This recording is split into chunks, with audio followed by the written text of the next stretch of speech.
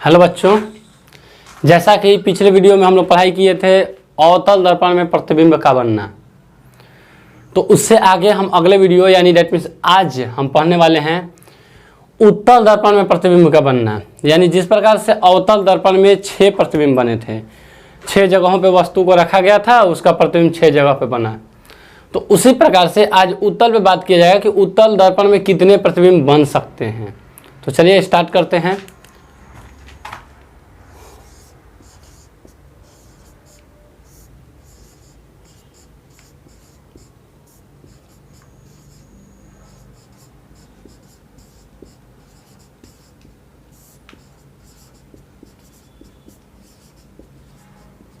उत्तल दर्पण में प्रतिबिंब का बनना।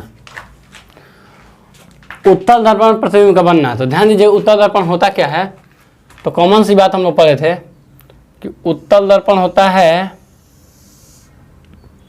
पिछले वीडियो में जिसके बारे में पढ़ चुके हैं, कि एक ऐसा दर्पण, एक ऐसा गोलीय दर्पण जिसके अंदर से कलई किया हुआ होता है, यानी अंदर से पेंटेड होता है और उसका परावर्तक सतह बाहर की ओर होता है। जैसे ये बाहर की ओर ये परावर्तक सतह है, ये जो हो गया ये बाहर की ओर, ये हुआ परावर्तक सतह।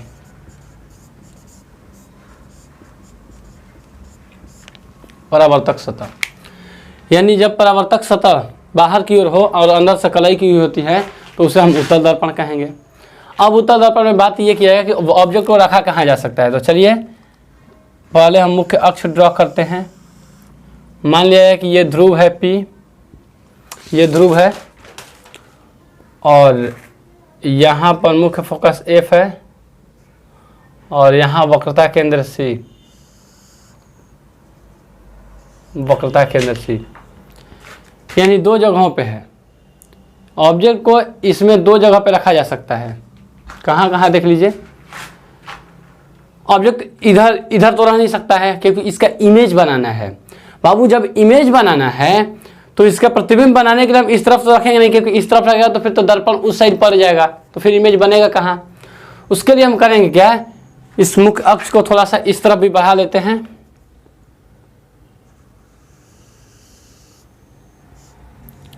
यानी ऑब्जेक्ट तो इस तरफ रहेगा। तो एक कंडीशन ये हो सकता है कि ऑब्जेक्ट इधर अनंत पे, जिस जो कि पता नहीं चल पा रहा है कहाँ है, अनंत पे हो सकता है।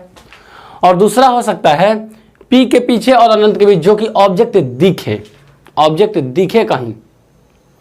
तो जब कभी ऑब्जेक्ट दिखे या फिर दिखेगा तो बोला जाएगा कि अनंत और P के बीच, ध्रुव के बीच ऑब्जेक्ट को रखा गया है। और जब ऑब्जेक्ट नहीं दिखे दैट मीन्स वो अनंत पे रखा गया है, तो उस चीज को हम बोलेंगे कि यानी उस चीज को बोला जाएगा कि वो ऑब्जेक्ट अनंत पे है। यानी उत्तल दर्पण में 2 प्रतिबिंब बन सकते हैं। इधर तो रखे नहीं जाएंगे क्योंकि उत्तल दर्पण में क्या था, देख लीजिए उत्तल दर्पण में ऐसा था, यहाँ मान लेते हैं कि यहाँ F था, यहाँ C, तो आप अनंत यहाँ फिर यहाँ यहाँ रखते चले गए। बट ऐसा इस अवतल दर्पण में ये था, लेकिन उत्तल दर्पण में ऐसा नहीं है। उत्तल दर्पण में तो बस सिर्फ और सिर्फ 2 ही कंडीशन बन रहा है जहाँ पर ऑब्जेक्ट को रखा जा सकता है। यानी पहले, अब हम चलते हैं पहले प्रतिबिंब पे कि ऑब्जेक्ट यदि रखा जाए अनंत पे तो क्या होगा। तो देखिए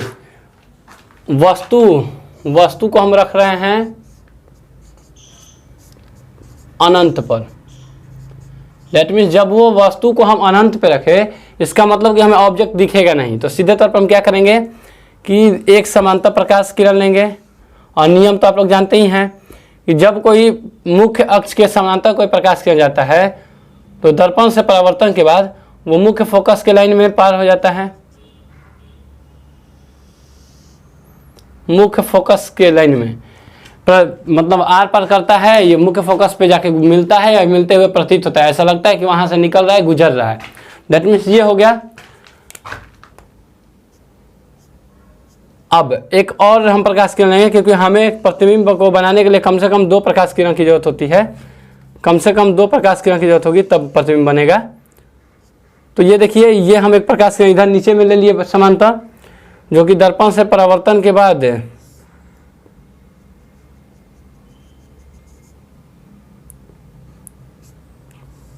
मुख्य फोकस से पार करते हुए प्रतीत हो रहा है। यानी वस्तु, इमेज यानी प्रतिबिंब कहाँ बना,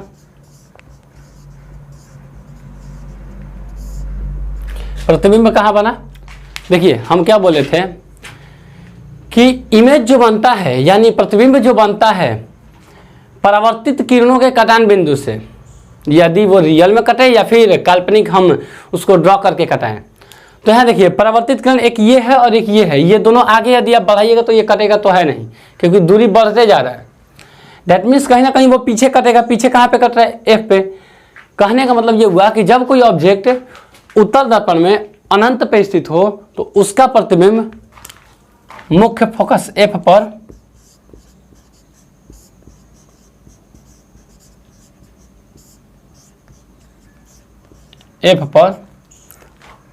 अब इमेज कैसा बनेगा? वास्तविक या काल्पनिक? तो काल्पनिक किरणों के कटान बिंदु से इमेज बन रहा है, इसलिए ये इमेज काल्पनिक बनेगा, प्रतिबिंब काल्पनिक बनेगा,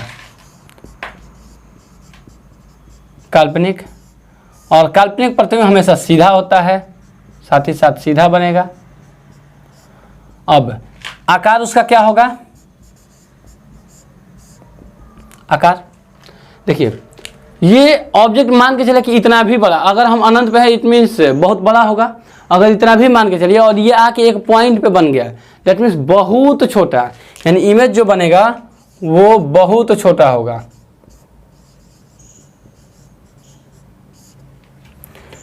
यानी यहां से ये कहा जा सकता है कि जब कोई प्रतिबिंब, जब कोई वस्तु उत्तल दर्पण में अनंत पर स्थित हो तो उसका प्रतिबिंब मुख्य फोकस एफ पर काल्पनिक, सीधा तथा वस्तु से छोटा बनता है। ठीक है, चलिए अब अगला हम देखते हैं, यानी वस्तु जब अनंत और पी के बीच में कहीं स्थित हो तो कहां प्रतिबिंब बनेगा।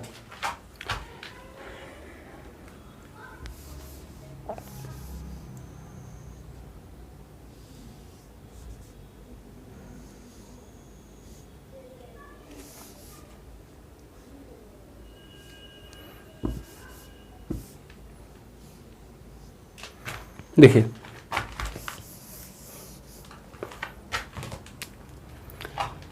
अब मान लेते हैं ये तो P है, यहां पे हम किसी ऑब्जेक्ट को रख दिए, यानी ऑब्जेक्ट अब दिखना शुरू हो गया, ऑब्जेक्ट दिख रहा है। दैट मीन्स कहां है ऑब्जेक्ट? अनंत, यानी इधर अगर अनंत हो गया तो अनंत और P के बीच। तो पहला हम प्रकाश किरण लेते हैं समानांतर,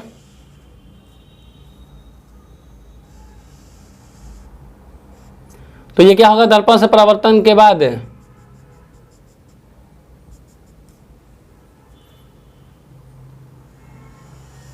मुख्य फोकस के लाइन में पास कर जाएगा, या गुजरते हुए प्रतीत होगा, ऐसा प्रतीत होगा कि वो मुख्य फोकस से होकर गुजर रहा है।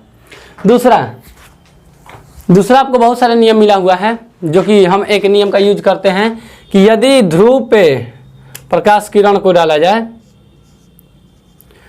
ध्रुव पर, यहां से हम प्रकाश किरण को ध्रुव पर ले जा रहे हैं, तो इस नियम को, प्रकाश के परावर्तन को फॉलो करते हुए ये बाहर की ओर निकल जाएगा, यानी यहाँ I और R ये दोनों कोण बराबर बनते हुए निकल जाएगा। और ये तो देखिए अब एक परावर्तित किरण ये है और एक परावर्तित किरण ये है, ये दोनों तो मिलने वाला नहीं, मिलने से रहा, ये तो कभी मिलेगा नहीं। तो इसे हम पीछे की ओर खींच के देखते हैं, पीछे की ओर। दैट मीन्स ऑफ इमेज कहाँ बना?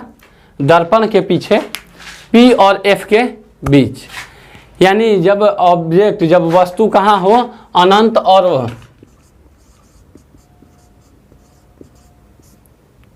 अनंत एवं P के बीच, अनंत एवं P के बीच हो तो इमेज कहाँ बनेगा? उसका प्रतिबिंब P और F के बीच, यानी P दर्पण के पीछे, दर्पण के पीछे P और F के बीच, यानी P और F के बीच बनेगा। साथ ही साथ काल्पनिक बनेगा, क्योंकि काल्पनिक किरणों के कटान बिंदु से बन रहा है। काल्पनिक प्रतिबिंब देखिए यहाँ काल्पनिक किरणों के कटान बिंदु से बन रहा है, इसलिए यह होगा काल्पनिक। और काल्पनिक हमेशा सीधा होगा और आकार की बात की जाए तो आकार देखने से भी समझ में आ जा रहा है कि यहाँ इतना बड़ा है और यहाँ आकर इतना में बन गया ये। दैट मीन्स ये होगा आकार उसका छोटा। दैट मीन्स वस्तु से छोटा बनेगा। तो यहाँ तक क्लियर है? उम्मीद करते हैं कि यहाँ तक आप लोगों को क्लियर होगा। यानी कहा अब देखिए कि उत्तल दर्पण अवतल दर्पण यहाँ तक तो हम लोग इसका प्रतिबिंब बना चुके हैं। यदि उत्तल और अवतल के पे थोड़ा सा गौर किया जाए तो आप लोग देखिए अवतल दर्पण, जैसे कि मतलब कभी कभार क्वेश्चन में दे देता है कि उत्तल और अवतल के बीच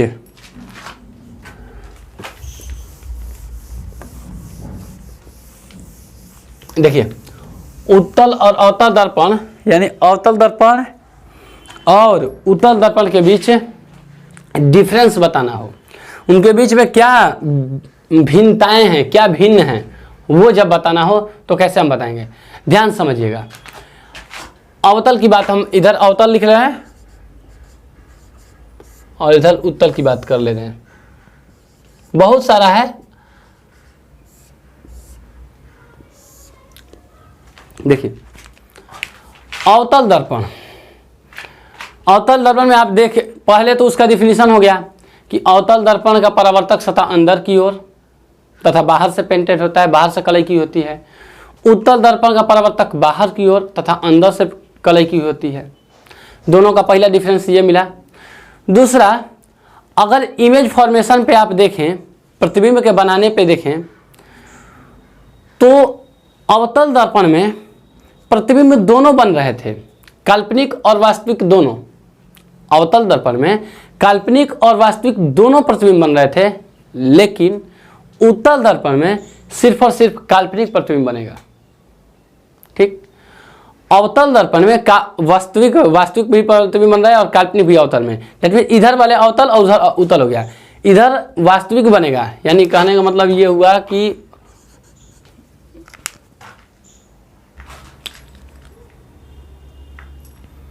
जैसे पहला देख लें तो पहला था इसका परावर्तक सतह अंदर की ओर होगा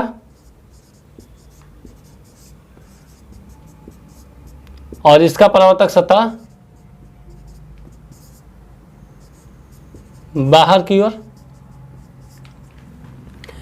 अगर अवतल दर्पण में हम देखें तो इसमें प्रतिबिंब वास्तविक तथा काल्पनिक दोनों बन सकता है, लेकिन इसमें सिर्फ और सिर्फ काल्पनिक प्रतिबिंब ही बना। यहां पर वास्तविक और काल्पनिक दोनों बना, बट यहां पर केवल काल्पनिक, अवतल दर्पण में केवल काल्पनिक बना। यहां पर अगर प्रतिबिंब की साइज की बात करें तो शुरुआत में तो छोटा बन रहा था और फिर साथ ही साथ बड़ा भी बनेगा। प्रतिबिंब छोटा और बड़ा दोनों इसमें होगा, लेकिन इसमें प्रतिबिंब देखिए अनंत पे था तो फोकस बना, यानी छोटा बहुत छोटा बना। फिर अनंत और ध्रुव के बीच रहा तो फोकस और ध्रुव के बीच रहा, वहाँ भी छोटा बना। यानी यहाँ पर वस्तु का साइज छोटा ही बना। अब इनके फोकस दूरी पे हम बात कर लेते हैं। अवतल दर्पण का फोकस दूरी ऋणात्मक होता है। इसका फोकस दूरी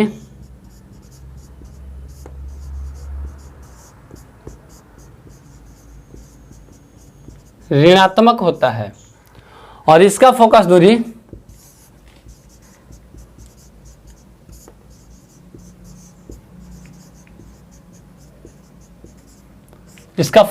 धनात्मक होता है। अब बात ये होता है कि ऋणात्मक और धनात्मक कैसे हुआ, तो ध्यान दीजिए इधर। इसके बारे में हम ऋणात्मक और धनात्मक पे पूरी बढ़िया से देख ही लेते हैं। तो इस प्रकार से आप चाहें तो उत्तल और अवतल पे बहुत सारे, अभी भी बहुत सारे हैं, वहां से आप बना सकते हैं। बहुत सारे ये मतलब डिफरेंस हैं, आप बता सकते हैं। अब हम चलते हैं ऋणात्मक और धनात्मक पे, थोड़ा हम चलते हैं साइन कन्वेंशन पे, यानी चिन्ह परिपाटी कैसे क्या है।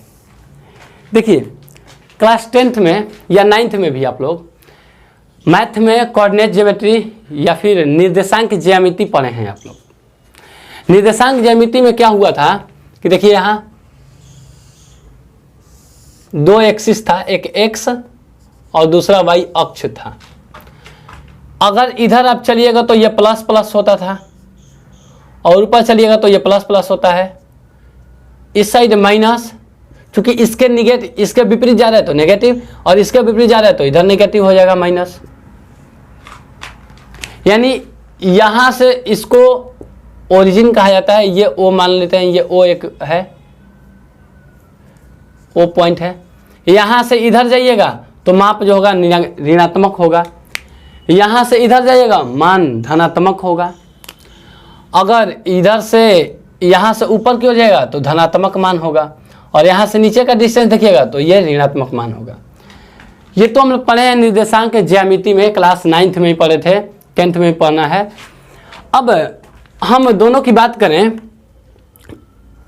अवतल दर्पण की पहले बात कर लेते हैं। ये रहा अवतल दर्पण।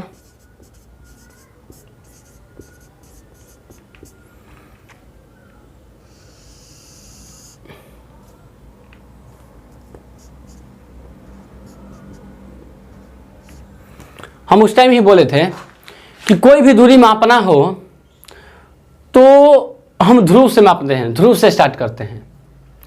अब आप वही निर्देशांक ज्यामिति के इस पे ध्यान दीजिए। अगर हम इसको यहां ला के रख दें x और ये y, तो ये सब माइनस वाला हो गया, ये सब प्लस वाला, इधर ऊपर प्लस नीचे माइनस। अब ध्यान दीजिए, यहां से आप फोकस दूरी कहा जाए तो क्या होता है, ये दूरी यहां से P से इधर जा रहे हैं, फोकस दूरी इधर से मापा जाएगा यहां के बीच, तो ये क्या होगा, इस साइड है तो ऋणात्मक हो गया, ये निगेटिव ही होगा, माइनस हो गया निगेटिव में। अगर इसकी वक्रता त्रिज्या की भी बात की जाए तो त्रिज्या क्या होगा, यहां से लेकर यहां के बीच r का वैल्यू ये होगा, ये भी निगेटिव होगा। थोड़ा सा वस्तु दूरी पे मैं बात कर लूँ, वस्तु किधर रखा जाएगा, इस साइड तो रखा नहीं जाएगा क्योंकि इधर से पेंटेड है, वस्तु को उस तरफ हम रखेंगे। तो वस्तु को जब इस तरफ से रखेंगे दैट मीन्स मान लेते हैं कि वस्तु मान लीजिए कि यहाँ आप रखते हैं, तो दूरी वस्तु दूरी कहाँ से मापा जाएगा, इधर से ही मापा जाएगा। तो यहाँ पर वस्तु दूरी भी निगेटिव ही आया, माइनस ही आया। अब रहा प्रतिबिंब दूरी प्लस आएगा या माइनस आएगा। तो अब देखिए इधर, यदि प्रतिबिंब इस साइड बनता है तब तो निगेटिव होगा, लेकिन एक केस में अवतल दर्पण में प्रतिबिंब यहां भी बनता है, तो यहां से इधर जाएगा तो ये पॉजिटिव हो जाएगा, प्लस में हो जाएगा। तो प्रतिबिंब वहां पर अवतल और उत्तल में हम डिफरेंस में एक और लिख सकते हैं कि अवतल दर्पण में प्रतिबिंब दूरी सिर्फ पॉजिटिव और नेगेटिव दोनों होता है, यानी धनात्मक और ऋणात्मक दोनों होता है, लेकिन उत्तल दर्पण में ऐसा नहीं होता है। उत्तल दर्पण में केवल धनात्मक होगा। अभी देख ले रहे हैं हम लोग। चलिए यहाँ तक तो क्लियर है। अब हम उत्तल दर्पण की बात कर लें तो उत्तल ये हुआ,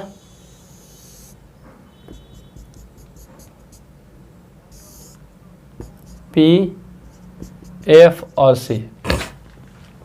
देखिए हम इसी चीज को हम यहां रख देते हैं, ये y x एक्सिस हो गया और ये y एक्सिस, ऊपर प्लस प्लस इधर माइनस प्लस प्लस इधर जाएगा। अब ध्यान दीजिएगा कि अगर फोकस दूरी की बात करें तो फोकस दूरी यहां से यहां के बीच होगा, ये फोकस मान लीजिए, ये स्मॉल f, तो ये क्या होगा, पॉजिटिव होगा, क्योंकि इस तरफ है, ध्रुव से इस तरफ है, और राइट साइड में जो जाएगा, जो भी राइट साइड में बढ़ता है वो पॉजिटिव होता है, लेफ्ट साइड वाला नेगेटिव होता है, राइट साइड वाला पॉजिटिव होता है। दैट मीन्स ये प्लस हो गया, यानी धनात्मक वैल्यू हो गया, प्लस दैट मीन्स धनात्मक, पॉजिटिव मतलब धनात्मक और नेगेटिव मतलब ऋणात्मक। वक्रता त्रिज्या की बात करें तो वक्रता त्रिज्या यहां से इधर ही बात हुआ, इस साइड पोल से इधर ही जा रहा है, यानी r भी पॉजिटिव ही होगा। दूसरी बात, प्रतिबिंब की बात करें तो प्रतिबिंब किधर, इसमें किधर बना है, प्रतिबिंब एक यहां बना था और एक यहां बना था, तो वो भी ध्रुव से इधर ही है, तो प्रतिबिंब दूरी भी यहाँ प्रतिबिंब दूरी को भी द्वारा सूचित किया जाता है, ये भी पॉजिटिव ही होगा। और वस्तु दूरी को यू द्वारा डिनोट किया जाता है। और वस्तु दूरी यहाँ क्या होगा, तो चूंकि वस्तु इस साइड रखा जाएगा, वस्तु तो उधर रखा नहीं है क्योंकि उधर से तो पेंटेड है, वस्तु को इधर रखेंगे। तो वस्तु को आप यहाँ रखते हैं तो यहाँ से ये दूरी मापा जाएगा। देखिए कोई भी दूरी पोल से ही मापा जाएगा, ध्रुव से ही। तो ये ध्रुव है, यहाँ से इधर मापा गया। तो अगर इसका देखा जाए तो इसका क्या होगा, निगेटिव हो गया, तो यू का वैल्यू नेगेटिव हो गया। अगला अब कि जब ऑब्जेक्ट की ऊंचाई और प्रतिबिंब की ऊंचाई की बात करें, ऑब्जेक्ट का हाइट यानी किसी भी वस्तु का हाइट यानी लंबाई की हाइट क्या होगा, मतलब ऊंचाई प्लस में माइनस में कब कब होगा। देखिए ऑब्जेक्ट हमेशा ऊपर की ओर रहता है, कहीं भी रहे ऑब्जेक्ट ऊपर की ओर होता है, और ऊपर आप जाइएगा तो पॉजिटिव होगा। यानी ऑब्जेक्ट की ऊंचाई क्या होगा, वस्तु की ऊंचाई हमेशा पॉजिटिव होगा। इधर भी रखिए तो ऊपर ही होता है ना, तो हाइट ऊपर वाले, हाइट इसको नहीं बोलते, हाइट यहाँ से ऊपर की बात की जाती है, ऊपर में। तो ऊपर में हम देख रहे हैं कि प्लस जा रहा है, तो ये होगा पॉजिटिव। अब प्रतिबिंब की देखिए, तो काल्पनिक प्रतिबिंब सीधा बनता है, वास्तविक प्रतिबिंब उल्टा बनता है। काल्पनिक प्रतिबिंब यहाँ से ऊपर बनेगा और वास्तविक प्रतिबिंब यहाँ से नीचे, वास्तविक नीचे और काल्पनिक प्रतिबिंब ऊपर की ओर जाता है। तो सीधा जाएगा तो ऊपर। देखिए अब ये बात अलग है कि इधर बने, कोई मतलब नहीं है, हमें वस्तु प्रतिबिंब ऊंचाई की बात करना है तो ऊपर की ओर जाएगा, तो ऊपर पॉजिटिव होगा। लेकिन अगर इसमें कभी कभार देखिए, जैसे इमेज एक बार यहाँ मान लेते हैं बना है, प्रतिबिंब यहाँ बना है, तो इसमें तो प्रतिबिंब की ऊंचाई प्लस ही होगा। यहाँ पे इमेज यहाँ बना तो नीचे की ओर है, ये मत सोचिए कि इधर माइनस है, नहीं, नीचे की ओर आ रहा है, नीचे की ओर आप जाइएगा तो क्या होगा, माइनस की ओर जाइएगा, यानी ये होगा निगेटिव। तो इस प्रकार से ये हुआ चिन्ह परिपाटी, यानी कब क्या चीज़ धनात्मक होगा क्या ऋणात्मक होगा, पूरी तरीके से हम लोग समझ चुके हैं। तो अब हम बात करने वाले हैं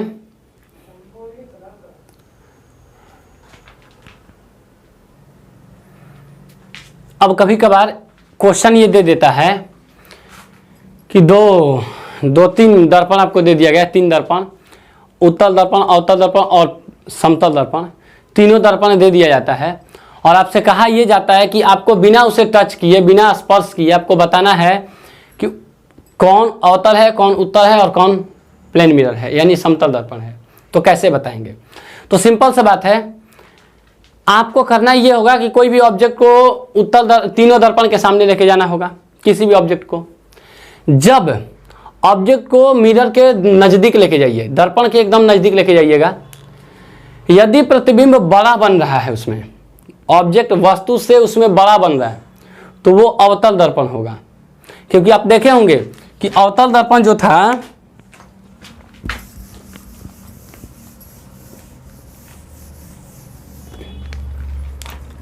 अवतल दर्पण में जो नज़दीक वस्तु होते जा रहा था, इसका धीरे धीरे मतलब ऑब्जेक्ट इमेज इधर बन रहा था, इधर, तो ये धीरे धीरे बड़ा होते जा रहा था, बड़ा होते जा रहा था।